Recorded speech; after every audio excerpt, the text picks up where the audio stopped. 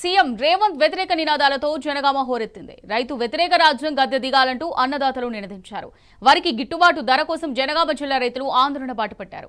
స్థానిక మార్కెట్ యార్డులో నిరసనకు దిగారు. కనీస మద్దతు ధర ఇవ్వకపోవడంతో కాంటాను నిలిపివేశారు. గత బీఆర్ఎస్ ప్రభుత్వంలో అన్ని విధాల న్యాయం జరిగిందని, ఇప్పుడు మాత్రం పట్టించుకునే వారే లేరని ఆవేదన వ్యక్తం చేశారు. సీఎం రేవంత్ రైతులపై పగబట్టినట్టుగా ప్రవర్తిస్తున్నాడని మండిపడ్డారు. కనీస మద్దతు ధర ఇవ్వకపోతే ఆందోళనను మహోధృతం చేస్తామని హెచ్చరించారు జనగామ అన్నదాతలు.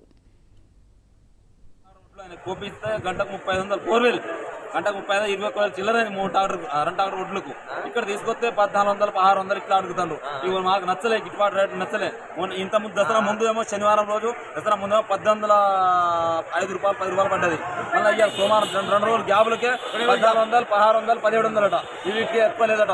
ఒక్క రోజు ఆరబోతే 2500 కింటలు వదిలిస్తారు ఒడ్లు. ఈ ఒడ్లకు ఘోరంగా అంటే ఘోరంగా దోపిడీ చేస్తారు రైతులు. వాళ్ళకు ఎట్లయినా ఇక్కడ తెచ్చిన ఇక్కడ ఒడ్లు మార్కెట్లో తెచ్చిన మానే ఎట్లయినా రైతులు ఆగమే చెప్తారు. సార్ కొత్త వాళ్ళు మొత్తం ప్రతి ఆర్తి వాళ్ళకి మొత్తం ఆగమే చెప్తారు రైతులకు. మూస్తాను కేసీఆర్ ఉన్నప్పుడు హైలైట్ పచ్చి ఒడ్లు నాది నీళ్ళు కారుతా అంటే ఇదే దినం ఇదే రోజులో ఇదే నీళ్ళు కారుతుంటే కేసీఆర్ ఉన్నప్పుడు 20,100 దాకా పోయింది. ఇప్పుడు రేవంత్ సార్ గెలిచి చాలా ఆగం చేస్తాడు. మళ్ళీ ఈ సార్ లైఫ్ లో రాలేడు. ఏం మిగులుతుంది మాకు, ఏం గిట్టుబాటు ఏం మిగులుతుంది చెప్పాలంటే అంతా దోపిడీ చేస్తాడు రేవంత్ సార్.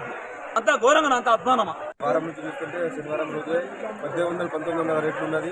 ఈ ఒక్క రోజుల్నే చాలా రేట్లు 1500 600 అడుగుతులు. ఇక్కడున్న వ్యవసాయ మార్కెట్ కానీ ఇక్కడున్న ఆసాములు కానీ రైతుల పక్షాన మాట్లాడడం లేదు, గిట్టుబాటు ధర ఇవ్వడం లేదు. గత ప్రభుత్వం చూస్తే కేసీఆర్ ఉన్న ప్రభుత్వం చూస్తే సరైన గిట్టుబాటు ధర ఉండేది. 1900 పచ్చి వడ్లకు సరైన రేట్లు ఇచ్చారు.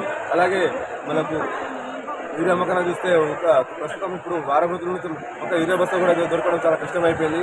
రైతు పండించే రైతుకు గిట్టుబాటు ధర లేకపోవడం ఇది చాలా దుర్గమైన విషయం అని నేను భావిస్తున్నాను.